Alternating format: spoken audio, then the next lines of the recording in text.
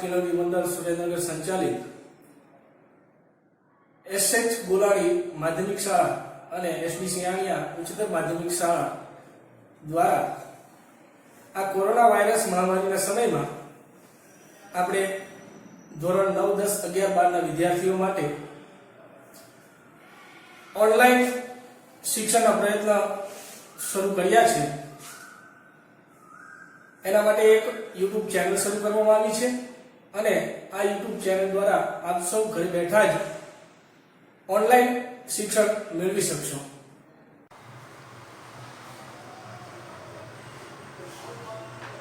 Good morning વિદ્યાર્થી મિત્રો। ધોરણ 12 આજે આપણે ધોરણ 12 ની અંદર ભાગીદારી પ્રવેશ વિશે વાત કરશું। તો સૌથી પહેલા ભાગીદારી શા માટે અસ્તિત્વમાં આવી?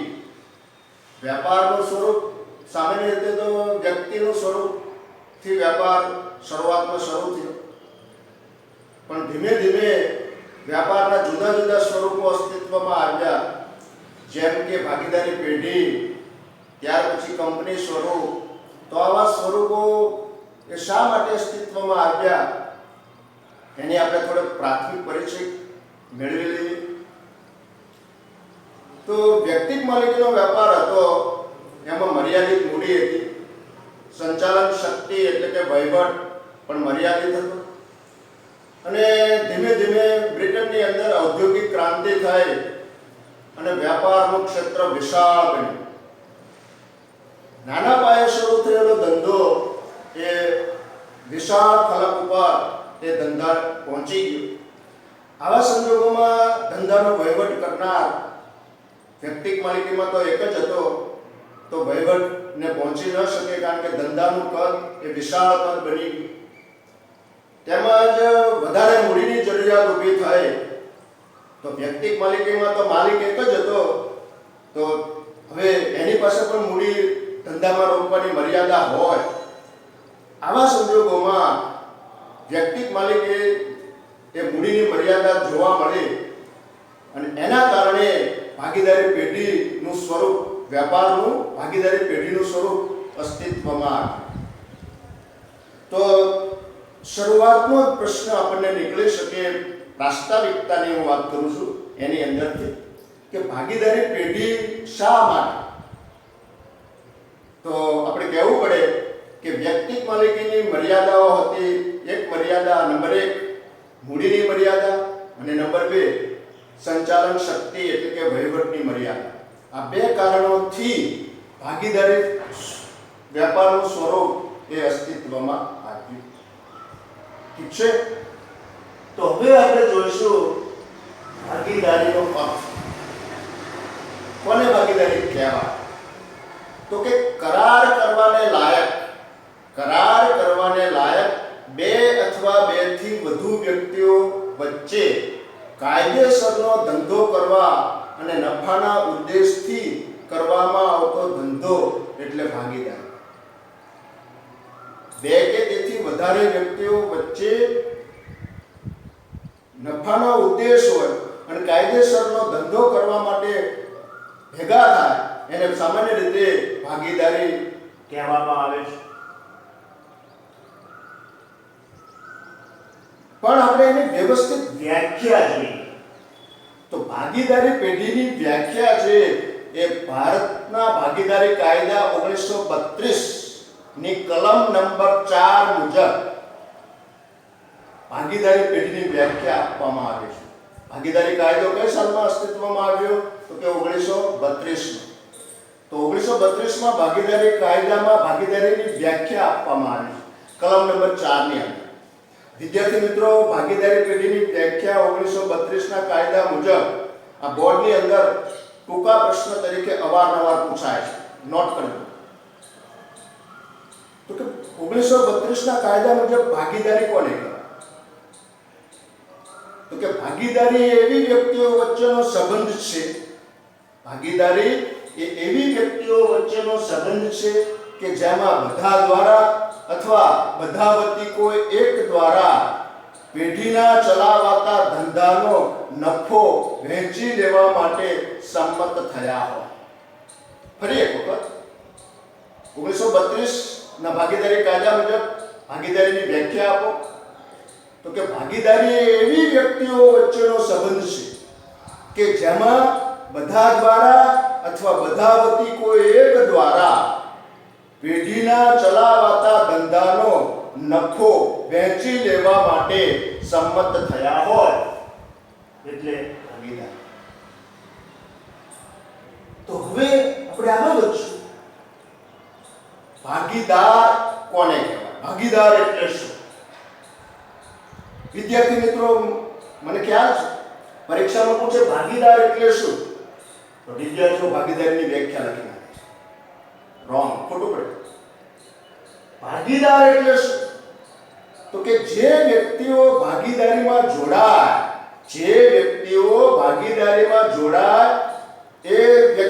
એ દરેક વ્યક્તિ વ્યક્તિગત રીતે ભાગીદાર કહેવામાં આવે છે.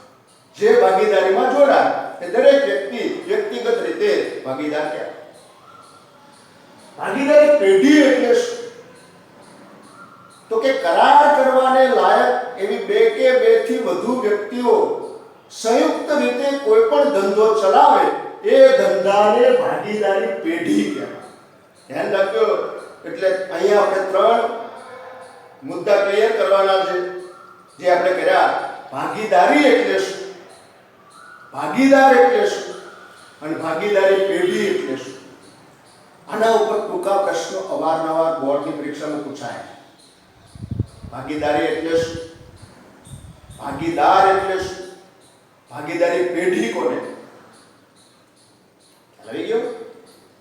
તો ત્રણેયનો આન્સર છે એ અલગ અલગ આવે.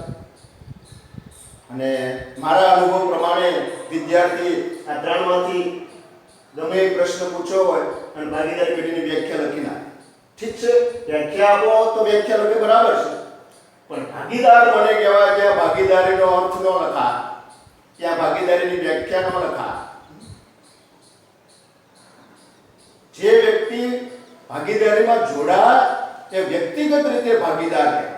એટલે પ્રશ્ન બરાબર વાંચવો, સમજવો અને પછી જ આન્સર આપો. ત્યાર પછી આપણે લઈશું ભાગીદારીના લક્ષણ.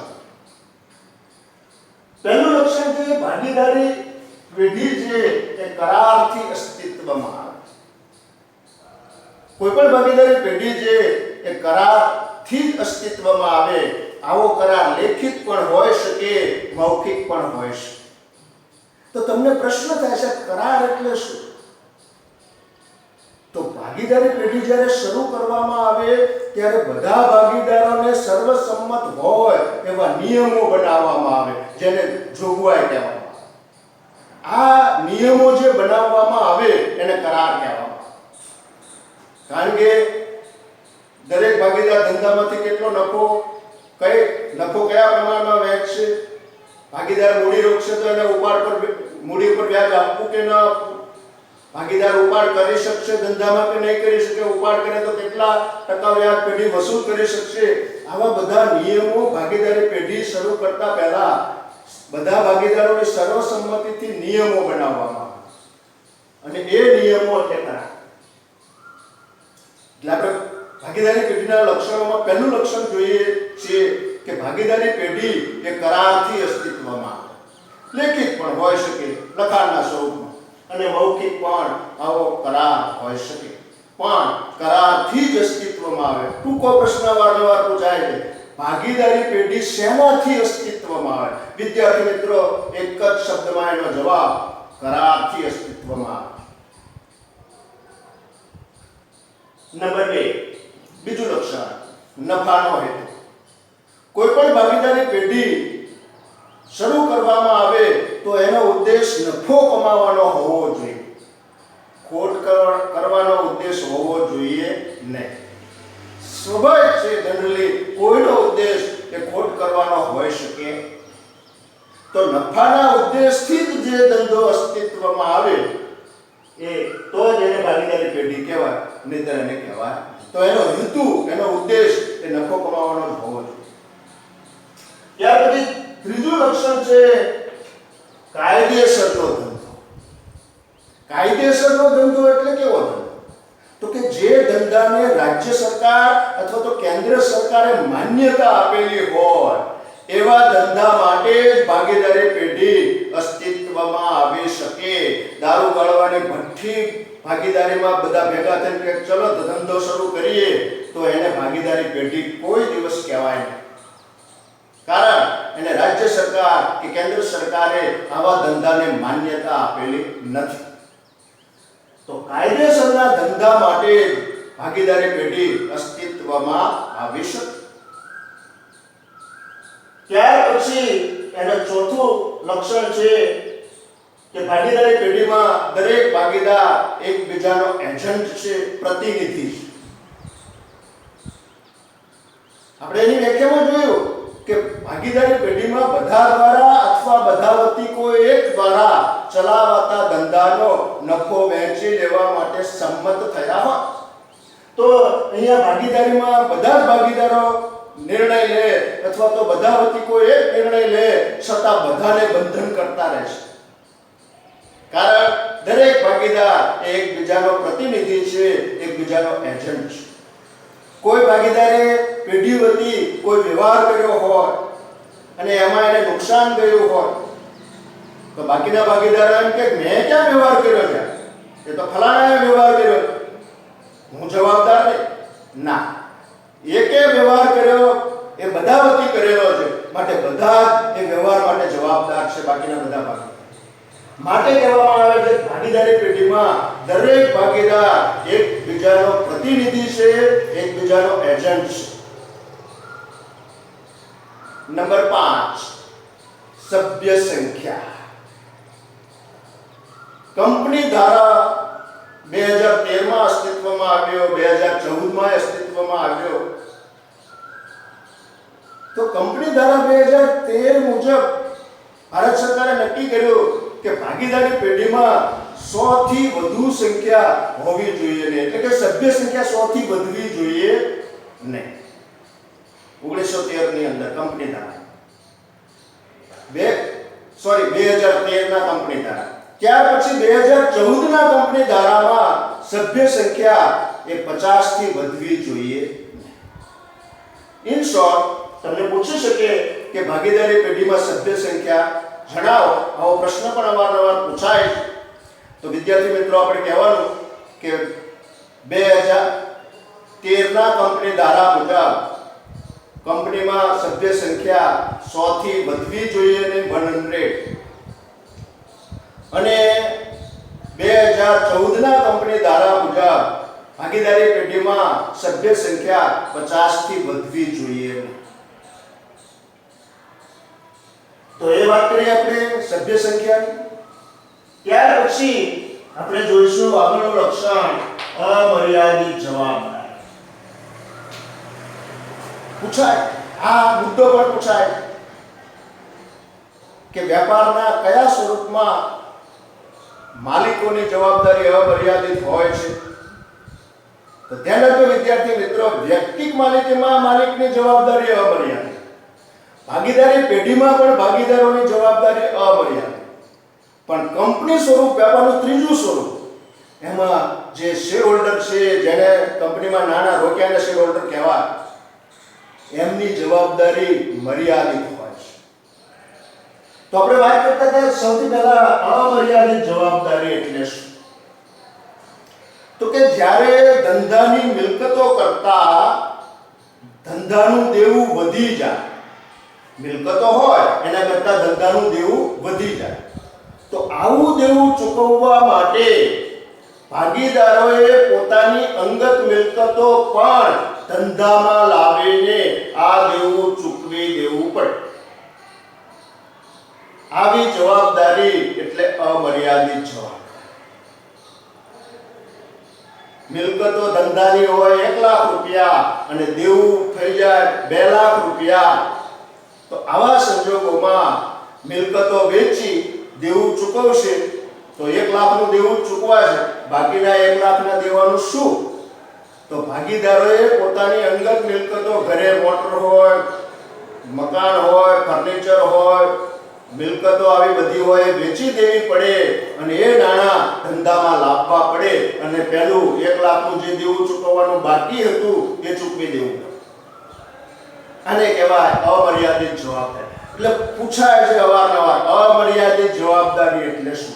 તો તમારે અમર્યાદિત જવાબદારી એટલે શું આવું પૂછાય તો માત્ર આટલું જ લખવાનું કે જ્યારે પેઢીની મિલકતો કરતા, પેઢી એટલે ધંધો, જ્યારે પેઢી લખો શકો, ધંધોય લખી શકો, જ્યારે ધંધાની મિલકતો કરતા ધંધાનું દેવું વધી જાય ત્યારે ભાગીદારોએ પોતાની અંગત મિલકતો ધંધામાં લાવીને આવું દેવું ચૂકવી દેવું પડે, જેને કહેવાય અમર્યાદિત જવાબદારી.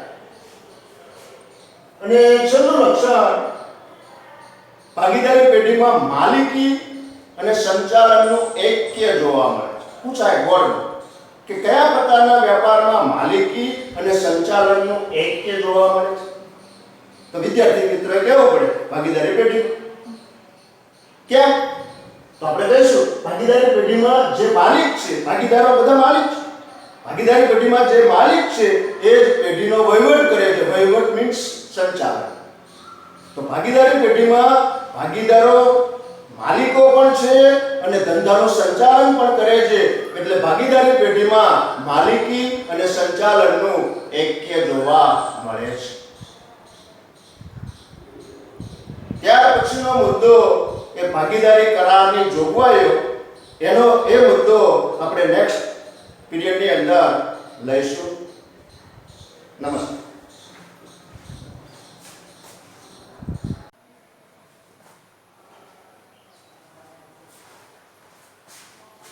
ગુડ મોર્નિંગ વિદ્યાર્થી મિત્રો. આજે આપણે ધોરણ 12 નામાના મૂળ તત્વો ભાગીદારી વિશે પ્રવેશ. આગળના પીરિયડમાં આપણે ભાગીદારીનો અર્થ, એની વ્યાખ્યા, એના લક્ષણો વિશે વાત કરી. હવે આગળનો મુદ્દો આપણી પાસે છે ભાગીદારી કરારનામું. આ કરારનામું શું છે એ આપણે સમજવું જરૂરી છે. અને ત્યાર પછી કરાર ન કરવામાં આવ્યો હોય તો ભારતીય ભાગીદારી કાયદો 1932માં અમલમાં આવ્યો, એમાં ભાગીદારી પેઢીએ કઈ કઈ જોગવાઈઓનું પાલન કરવું પડે એની વાત કરશું. અને ત્રીજો મુદ્દો ભાગીદારીના મૂડી ખાતા રાખવાની પદ્ધતિ. આ 3 મુદ્દાની ચર્ચા આજના લેક્ચરની અંદર આપણે સમજવા માટે પ્રયત્ન કરશું. તો સૌથી પહેલા આપણી પાસે મુદ્દો છે ભાગીદારી કરાર. હવે કોઈ પણ પેઢી છે એ કરારથી જ અસ્તિત્વમાં આવે છે. તમને પ્રશ્ન થશે વિદ્યાર્થી મિત્રો કે કરાર વારંવાર સાહેબ બોલે છે, કરાર એટલે સામાન્ય ભાષામાં આપણે કહીએ કે 2-3 વ્યક્તિ ભેગા થાય અને કોઈ ધંધો શરૂ કરે ત્યારે એના માટે કઈ કઈ સમજૂતીઓ કરવામાં આવશે એ સમજૂતીઓ નક્કી કરવામાં આવે. દાખલા તરીકે નફો કયા પ્રમાણમાં વહેંચશું, મૂડી ઉપર વ્યાજ પેઢી આપશે કે નહીં આપે, દરેક ભાગીદાર કેટલો ઉપાડ કરશે, ઉપાડ કરે તો પેઢી એના ઉપર વ્યાજ વસૂલશે કે નહીં વસૂલે, આવી જે શરતો છે, નિયમો છે નક્કી કરવામાં આવે, પરસ્પર સહમતિથી સમજૂતી કરવામાં આવે, એને સામાન્ય રીતે કરાર કહેવાય છે. એટલે પહેલા વિદ્યાર્થી મિત્રોને કરારનો ખ્યાલ હોવો જરૂરી છે. તો આપણે વાત કરીએ ભાગીદારી કરારના. તો કોઈ પણ પેઢી છે એ ભાગીદારી કરારથી જ અસ્તિત્વમાં આવે છે. ધ્યાન રાખજો વિદ્યાર્થી મિત્રો, ટૂંકો પ્રશ્ન પૂછાય છે બોર્ડમાં કે ભાગીદારી પેઢી શેનાથી અસ્તિત્વમાં આવે છે? તો કરારથી જ અસ્તિત્વમાં આવે છે. તો આપણે સમજ આપીએ છીએ કે કોઈ પણ ભાગીદારી પેઢી છે એ કરારથી જ અસ્તિત્વમાં આવે. આવો કરાર એ ભારતીય ભાગીદારી ધારો એટલે કે કાયદો 1932માં જે આવ્યો એમાં કઈ કઈ કાયદામાં જોગવાઈઓ છે એ જોગવાઈઓની મર્યાદામાં રહી અને આ કરાર કરવામાં આવે છે. આ કરાર એ બધા ભાગીદારોની સર્વસંમતિથી નક્કી કરવામાં આવે. અને આવો કરાર એ લેખિત પણ હોઈ શકે, મૌખિક પણ હોઈ શકે. પૂછાય આપણને કે કરાર કેવો હોઈ શકે? બધા બોર્ડના પ્રશ્ન છે, ધ્યાન રાખજો. કરાર કેવો હોઈ શકે? તો કરાર લેખિતમાં પણ હોઈ શકે અને મૌખિકમાં પણ હોઈ શકે. બધા ભાગીદારો વચ્ચે સમજૂતી જે થાય, નફો કયા પ્રમાણમાં વહેંચશું, મૂડી પર વ્યાજ પેઢી ભાગીદારોને આપશે કે નહીં આપે, ઉપાડ ભાગીદારો કરી શકશે કે નહીં કરી શકે, આવી જે કંઈ સમજૂતીઓ થાય કરાર છે. અને આવો કરાર એ લેખિતમાં પણ હોઈ શકે, મૌખિકમાં પણ હોઈ શકે. પણ લેખિત કરાર એ વધુ હિતાવહ છે, ઈચ્છનીય છે. પ્રશ્ન નીકળે, કયો કરાર વધુ હિતાવહ છે એટલે કે ઈચ્છનીય છે? તો વિદ્યાર્થી મિત્રો આપણે જવાબ આપવો પડે કે લેખિત કરાર એ વધુ હિતાવહ છે, ઈચ્છનીય છે. તો કે કેમ? એનો પણ જવાબ છે કે જો આ કરાર આપણે લેખિતમાં કર્યો હોય તો ભવિષ્યમાં ભાગીદારો વચ્ચે કોઈ મતભેદ ઊભા થાય, મનભેદ થાય, ઝઘડા થાય, તો આવા મતભેદો, આવા ઝઘડાઓનું સરળતાથી સમાધાન કરી શકાય. એટલા માટે જે કંઈ કરાર થશે ભાગીદારી શરૂ કરતી વખતે એ કરાર એ લેખિતમાં હોય તો વધારે ઈચ્છવા યોગ્ય છે, વધુ હિતાવહ છે. કરાર એ ભાગીદારી પેઢીનું વહીવટી બંધારણ છે. પ્રશ્ન પૂછે ભાગીદારી પેઢીનું વહીવટી બંધારણ કયું? તો આપણે કહેવું પડે કરાર. કરાર કેવો હોઈ શકે? કરાર લેખિત પણ હોઈ શકે, મૌખિક પણ હોઈ શકે. શેનાથી પેઢીનું અસ્તિત્વમાં આવે? તો ભાગીદારી કરારથી કોઈ પણ ભાગીદારી પેઢીનું અસ્તિત્વ આવે છે, કે અસ્તિત્વમાં આવે. તે પછી આ કરારનામામાં કઈ કઈ જોગવાઈઓ હોય એની વાત કરે છે. કરારનામામાં કઈ કઈ જોગવાઈઓ હોય તો લગભગ 14 જોગવાઈઓ આપી છે. એમાં પહેલી જોગવાઈ ભાગીદારની વિગતો. આની અંદર ભાગીદારનું નામ, સરનામું વગેરે બાબતોનો ઉલ્લેખ કરવામાં આવે છે, સ્પષ્ટતા કરવામાં. પેઢીની વિગતોમાં પેઢીનું નામ, સરનામું વગેરે બાબતોની ઉલ્લેખ કરવામાં આવે છે, સ્પષ્ટતા. ધંધાનો પ્રકાર, તો કયા પ્રકારનો ધંધો છે એનો ઉલ્લેખ આ જોગવાઈની અંદર થાય છે. ભાગીદારી આરંભ, તો ભાગીદારી પેઢી કઈ તારીખથી અસ્તિત્વમાં આવે છે, કઈ તારીખથી એનો શરૂઆત થાય છે એનો ઉલ્લેખ આ જોગવાઈની અંદર કરવામાં આવે. એટલે કે ભાગીદારી આરંભની જોગવાઈમાં એની સ્પષ્ટતા કરવામાં આવે. બરાબર છે વિદ્યાર્થી મિત્રો? એ 3 જોગવાઈ આપણે જોઈ, પણ હવે એની જોગવાઈઓ બરાબર ધ્યાન આપજો. ત્યાર પછી છે મૂડી અંગેની જોગવાઈ. તો દરેક ભાગીદાર ધંધામાં કેટલી કેટલી મૂડી લાવશે, કેટલા કેટલા નાણાં લાવશે એનો ઉલ્લેખ આ મૂડી અંગેની જોગવાઈમાં કરવામાં આવે. આ જો મૂડી એટલે આખું વાંચવાનું, મૂડી અંગેની જોગવાઈ. તો પ્રશ્ન પૂછાયેલો છે બોર્ડમાં અવારનવાર કે દરેક ભાગીદાર ધંધામાં કેટલી કેટલી મૂડી લાવશે, આ શેના આધારે નક્કી થાય છે? તો આપણો જવાબ આવે મૂડી અંગેની જોગવાઈના આધારે નક્કી થશે. શું નક્કી થશે? તો કે દરેક ભાગીદાર ધંધામાં કેટલા કેટલા નાણાં રોકશે, કેટલી કેટલી મૂડી રોકશે, એ નક્કી થાય શેના આધારે? તો મૂડી અંગેની જોગવાઈના આધારે. ત્યાર પછી આગળની જોગવાઈ, છઠ્ઠી જોગવાઈ મૂડી પર વ્યાજ અંગેની જોગવાઈ. તો ભાગીદારી કરારનામામાં સ્પષ્ટતા કરવામાં આવે કે દરેક ભાગીદાર ધંધામાં નાણાં રોકશે, મૂડી રોકશે, એના ઉપર કેટલા ટકા વ્યાજ ધંધો એ ભાગીદારને ચૂકવશે એની સ્પષ્ટતા એ મૂડી પર વ્યાજ અંગેની જોગવાઈમાં કરવામાં આવે. જો મૂડી પર વ્યાજ અંગેની જોગવાઈ ન કરેલી હોય, એટલે કે કરાર ન કરેલો હોય, સ્પષ્ટતા નથી કરેલી, તો ભાગીદારોને મૂડી પર વ્યાજ પેઢી ચૂકવશે નહીં.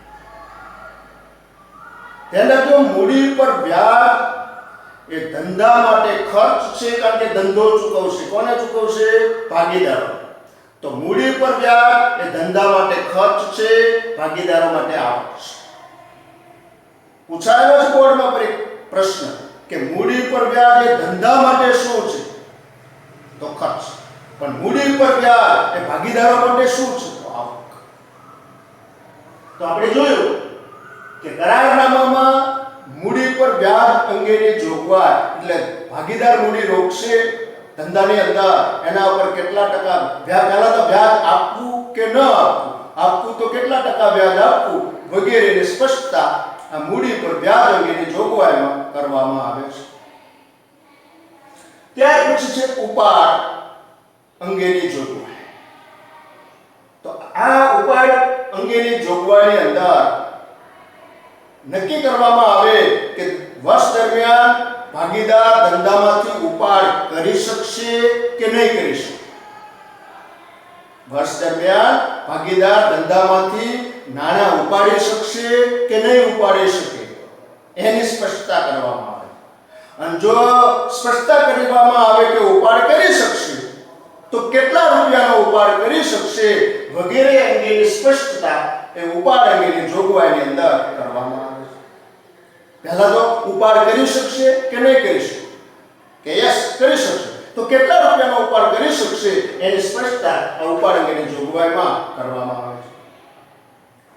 ત્યાર પછી આવશે ઉપાડ પર વ્યાજ. ઉપાડ પર વ્યાજ અંગેની જોગવાઈ. તો આની અંદર દરેક ભાગીદાર જે કંઈ વર્ષ દરમિયાન ઉપાડ કરશે એના ઉપર પેઢી વ્યાજ વસૂલી શકશે કે નહીં વસૂલી શકે. દરેક ભાગીદાર વર્ષ દરમિયાન ધંધામાંથી નાણાં પોતાના ઘર વપરાશ માટે લઈ જશે, આ ઉપાડ થયો, તો એ ઉપાડ કરે એના ઉપર પેઢી વ્યાજ વસૂલશે કે નહીં વસૂલી શકે. માની લો કે વસૂલી શકશે, આવું નક્કી થયું, તો આગળ નક્કી કરવું પડે કે કેટલા ટકા વ્યાજ વસૂલી શકશે એની સ્પષ્ટતા એ ઉપાડ પર વ્યાજ અંગેની જોગવાઈની અંદર કરવામાં આવે છે. ત્યાર પછીની જોગવાઈ છે નફા નુકસાન વહેંચણી અંગેની જોગવાઈ. વર્ષ પૂરું થાય અને પેઢીનો નફો કે નુકસાન થાય તો એ કયા પ્રમાણમાં વહેંચશે એની સ્પષ્ટતા કરવામાં આવે. 3 ભાગીદાર હોય તો કે 3:2:1 ના પ્રમાણમાં વહેંચશે, આ સ્પષ્ટતા કરે. અથવા એમ સ્પષ્ટતા કરે સરખા ભાગે એટલે 1:1:1 આ પ્રમાણ છે. તો નફા નુકસાનની વહેંચણી અંગેની જોગવાઈની અંદર એમ કે વર્ષ દરમિયાન વર્ષના અંતે પેઢી જે કંઈ નફો કમાશે અથવા નુકસાન કરશે એ કયા પ્રમાણમાં વહેંચશે એની સ્પષ્ટતા એ નફા નુકસાનની વહેંચણીની જોગવાઈની અંદર કરવામાં આવે છે. અને જો સ્પષ્ટતા ન કરેલી હોય, ધ્યાન રાખજો, જો સ્પષ્ટતા ન કરેલી હોય તો ભાગીદારો પેઢીનો નફો કે નુકસાન થાય એ સરખા ભાગે વહેંચશે.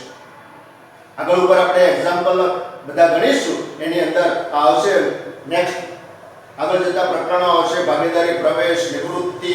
આ પ્રકરણોની અંદર પણ શરૂઆતમાં આપણને રકમમાં ભાગીદારો આટલા જેમ આટલા એટલે કે પ્રમાણ આપ્યું હોય નફા નુકસાન વહેંચણીનું તો એ પ્રમાણમાં આપણે વહેંચશું.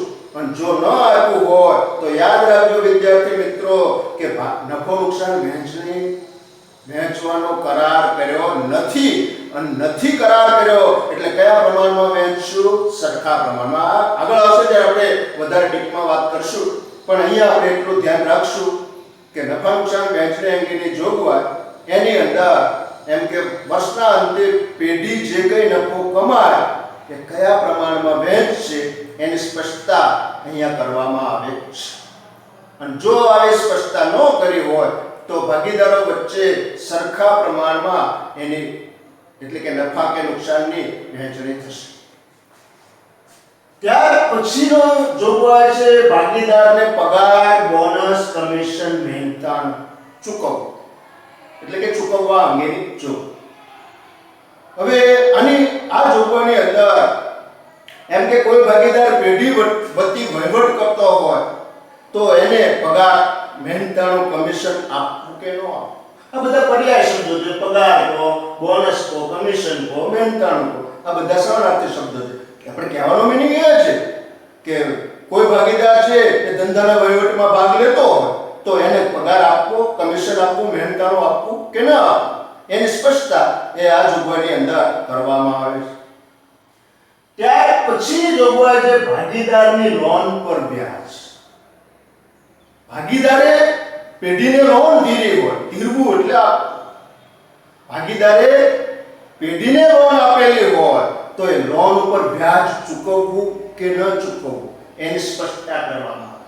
અને જો ચૂકવવું તો કેટલા ટકા વ્યાજ ચૂકવવું, ભાગીદારે પેઢીને આપેલી લોન પર વ્યાજ ચૂકવવું કે ન ચૂકવવું, અને ચૂકવવું તો કેટલા ટકા વ્યાજ ચૂકવવું એની સ્પષ્ટતા આ ભાગીદારની લોન પર વ્યાજની જોગવાઈની અંદર કરવામાં આવે છે. ત્યાર પછીની જોગવાઈઓ, જેમ શરૂઆતની 3 જોગવાઈઓ સિમ્પલ, એમ આ જોગવાઈઓ પણ સિમ્પલ છે. પાઘડી, તો કે નવા ભાગીદારને પ્રવેશ આપવો અથવા કોઈ ભાગીદાર નિવૃત્ત થાય, મીન્સ મૃત્યુ થતું હોય કે નિવૃત્ત થતો હોય ત્યારે પેઢીની પાઘડીની ગણતરી કઈ રીતે કરવી એની સ્પષ્ટતા આ પાઘડી અંગેની જોગવાઈની અંદર કરવામાં આવે છે. ત્યાર પછીની જોગવાઈ છે પ્રવેશ કે નિવૃત્તિ. કોઈ ભાગીદારને પ્રવેશ આપો અથવા તો કોઈ ભાગીદાર નિવૃત્ત થાય ત્યારે કઈ શરતો રાખવી એની સ્પષ્ટતા આ પ્રવેશ નિવૃત્તિની જોગવાઈની અંદર કરવામાં આવે છે. ત્યાર પછી વિસર્જન, છેલ્લી જોગવાઈ વિસર્જનની જોગવાઈ. તો ભાગીદારી પેઢીનું વિસર્જન કરવાનું થાય તો કયા સંજોગોમાં કરવું, એના માટે કઈ કાર્યપ્રણાલિકા અપનાવવી, કઈ પદ્ધતિ અપનાવવી વિસર્જન કરવાનું વગેરે બાબતોની સ્પષ્ટતા વિસર્જન અંગેની જોગવાઈની અંદર કરવામાં આવે. વિદ્યાર્થી મિત્રો, આ જોગવાઈઓની અંદર વધારે મહત્વની જોગવાઈ મૂડી અંગેની જોગવાઈથી લઈ અને ભાગીદારની લોન પર વ્યાજ અંગેની જોગવાઈ, આટલી જોગવાઈઓ વધારે મહત્વની છે. આઈએફપી છે, આના ઉપર બોર્ડમાં ટૂંકો પ્રશ્ન નીકળતો હોય છે. દાખલા તરીકે નફા નુકસાન વહેંચણીનો કરાર ન કર્યો હોય તો કયા પ્રમાણમાં નફો નુકસાન વહેંચાય, તો વિદ્યાર્થીએ જવાબ આપવો પડે સરકાર પ્રમાણે. દરેક ભાગીદાર મૂડી કેટલી લાવશે, કરાર કર્યો ન હોય તો દરેક ભાગીદાર મૂડી કેટલી લાવશે એ ભાગીદારોની સર્વસંમતિથી નક્કી થતું હોય. ટૂંકમાં મૂડી કેટલી લાવવી એ મૂડી અંગેની જોગવાઈના આધારે નક્કી. ત્યાર પછીનો મુદ્દો આવશે કે આ તો તમે વાત કરી ભાગીદારી કરાર કર્યો હોય તો આવી જોગવાઈ, પણ કોઈ પેઢી એવી હોય કે ભાગીદારી કરાર જ નથી કર્યો તો કાયદામાં કઈ જોગવાઈઓ છે. 1932 ભાગીદારી કાયદો આવ્યો 1932 માં, તો એ કાયદામાં કઈ જોગવાઈઓ છે? તો પહેલી જોગવાઈ છે, ધ્યાન આપજો, કરાર ન કરવામાં આવે એટલે ભાગીદારી પેઢીમાં ભાગીદારો વચ્ચે કરાર કરેલો નથી ત્યારે કાયદામાં કઈ જોગવાઈઓ છે? આ પણ બોર્ડમાં પૂછાય છે, ધ્યાન રાખજો. આ તો કરાર કર્યો હોય ત્યારે કરારની જોગવાઈઓ છે, પણ કરાર જ ન કરેલો હોય તો સીધો 2 થી 3 જણા ભેગા થાય અને કોઈ કાયદેસરનો ધંધો નફો કમાવાના ઉદ્દેશથી શરૂ કરી દે, કરાર કરેલો જ નથી. તો એવા ધંધાના ભાગીદારો છે એમના માટે કાયદામાં જોગવાઈઓ કઈ છે એ આપણે જાણવું પડે. તો પહેલી જોગવાઈ છે દરેક ભાગીદાર પરસ્પર સમજૂતીથી ધંધામાં નાણાં લાવશે, એટલે કે મૂડી રોકશે. બધા ભાગીદારો એકબીજાની સહમતિથી નક્કી કરશે અને એ પ્રમાણે મૂડીનું રોકાણ કરશે. કોને કેટલી મૂડી રોકવી. નંબર 2, નફા નુકસાન જે થશે એ સરખા પ્રમાણમાં વહેંચાશે. આ બીજી કાયદામાં જોગવાઈ, નફો નુકસાન સરખા પ્રમાણમાં વહેંચાશે. ત્રીજી જોગવાઈ, ભાગીદારોએ ધંધામાં રોકેલી મૂડી પર ધંધો વ્યાજ આપશે નહીં. એટલે ઇન શોર્ટ, રોકેલી મૂડી પર ભાગીદારોને વ્યાજ ચૂકવાશે નહીં. ત્યાર પછીની કાયદામાં જોગવાઈ છે ભાગીદારોએ કરેલા ઉપાડ પર પેઢી વ્યાજ વસૂલી શકશે નહીં. ભાગીદારોએ કરેલા ઉપાડ પર પેઢી વ્યાજ વસૂલી શકશે નહીં. ભાગીદારને પગાર, બોનસ, કમિશન, મહેનતાણું પણ ચૂકવશે નહીં ચૂકવે. ભાગીદારે પેઢીને લોન આપેલી હશે, ધીરેલી હશે, તો પેઢી વધુમાં વધુ 6% વ્યાજ ચૂકવશે. ધ્યાન આપજો, વધુમાં વધુ ધીરેલી લોન પર કેટલા ટકા વ્યાજ ચૂકવશે? 6%. કરાર કર્યો નથી અને કોઈ ભાગીદારે પેઢીને લોન આપેલી હોય તો પેઢી એને ભાગીદારને કેટલી લોન ઉપર કેટલું વ્યાજ આપશે? 6%. કોઈ ભાગીદાર એમ કહેશે કે મેં ધીરેલી લોન પર મને 10% વ્યાજ આપો, તો પેઢી આપશે નહીં. પેઢી કહેશે આપણે કરાર નથી કર્યો. આપણે સ્પષ્ટતા કરી હતી ધંધો શરૂ કર્યો ત્યારે કે કોઈ ભાગીદાર પેઢીને લોન ધીરે તો 10% વ્યાજ આપવું. હા, સ્પષ્ટતા કરી હોય તો 10% વ્યાજ આપવું પડે, પણ આપણે કોઈ સ્પષ્ટતા નથી કરી. તો કાયદામાં કઈ જોગવાઈ છે? તો કે કાયદામાં છે કે ભાગીદારે ધીરેલી લોન પર વધુમાં વધુ 6% વ્યાજ મળે. તો ધ્યાન રાખજો, અહીંયા પણ આ ટૂંકો પ્રશ્ન છે કે કરાર કર્યો ન હોય તો ભાગીદારે ધીરેલી લોન પર પેઢી વધુમાં વધુ કેટલા ટકા વ્યાજ આપે? 6%. બરાબર. ત્યાર પછી કોઈ ભાગીદારે પેઢી વતી કોઈ વ્યાજબી ખર્ચ કર્યો હોય તો એને મજરે ચૂકવવા પાત્ર બને છે. આવી એક કરાર ન કર્યો હોય ત્યારે કાયદામાં જોગવાઈઓ છે. ત્યાર પછી છેલ્લો મુદ્દો આપણે જોઈશું, ભાગીદારના મૂડી ખાતા. શું કામ જરૂર પડે ભાગીદારના મૂડી ખાતા? પેઢી પોતાનો જો આપણે બનાવશે ભાગીદારના મૂડી ખાતા, કારણ પેઢી અને ભાગીદાર વચ્ચે થતા વ્યક્તિગત વ્યવહાર, એટલે પેઢી અને ભાગીદાર વચ્ચે જે કંઈ વ્યવહારો થાય અને વ્યક્તિગત કહેવાય. એવા વ્યવહારો નોંધવા પેઢી પોતાના ચોપડે ભાગીદારોના મૂડી ખાતા તૈયાર કરે છે. ભાગીદારી પેઢી એક વ્યક્તિ છે, કૃત્રિમ છે, કાયદા દ્વારા અસ્તિત્વમાં આવેલી, એટલે કૃત્રિમ વ્યક્તિ કહીશું ભાગીદારી પેઢીને, અને ભાગીદાર તો જીવંત વ્યક્તિ છે. તો પેઢી અને ભાગીદાર વચ્ચે માત્ર ઓનલી ફોર પેઢી અને ભાગીદાર વચ્ચે થતા જ વ્યવહારો નોંધવા માટે પેઢી પોતાના ચોપડે ભાગીદારોના મૂડી ખાતા તૈયાર કરે છે. એ મૂડી ખાતા જે તૈયાર કરશે, કોણ તૈયાર કરશે? પેઢી. એમાં મૂડી ખાતાની જમા બાજુએ ભાગીદારની શરૂની મૂડી લખાશે, તેમજ ભાગીદારની મૂડીમાં વધારો કરતા વ્યવહારો પણ મૂડી ખાતાની જમા સાઈડ લખાશે, અને મૂડીમાં ભાગીદારની મૂડીમાં ઘટાડો કરતા વ્યવહારો મૂડી ખાતાની ઉધાર સાઈડ લખાશે. ધ્યાન રાખજો, આપણે આગળ જોશું મૂડી ખાતાનો નમૂનો, પણ આ એક વાક્ય યાદ રાખજો કે મૂડી ખાતા તૈયાર થાય છે પેઢી અને ભાગીદાર વચ્ચે થતા વ્યક્તિગત વ્યવહારો નોંધવા માટે. કોઈ ત્રાહિત પક્ષ સાથેના વ્યવહારો આ મૂડી ખાતામાં લખાતા નથી, નોંધાતા નથી. માત્ર પેઢી અને ભાગીદાર વચ્ચે થતા વ્યવહારો જ આ મૂડી ખાતાની અંદર લખાય છે. અને એમાં મહત્વનું વાક્ય, ભાગીદારની મૂડીમાં વધારો કરતા વ્યવહારો મૂડી ખાતાની જમા સાઈડ, અને ભાગીદારની મૂડીમાં ઘટાડો કરતા વ્યવહારો મૂડી ખાતાની ઉધાર સાઈડ. હું આના ઉપર એટલા માટે ભાર આપું છું કે આપણે મૂડી ખાતા તૈયાર કરવાના આવશે, અને ભાગ આપણે પ્રકરણ 1 માં જે મૂડી ખાતું તૈયાર કરવાનું આવશે એ પ્રકરણ 2 માં પણ તૈયાર કરવાનું આવશે. એ જ મૂડી ખાતું. બરાબર. અને હવે મૂડી ખાતા રાખવાની પદ્ધતિઓ બે છે.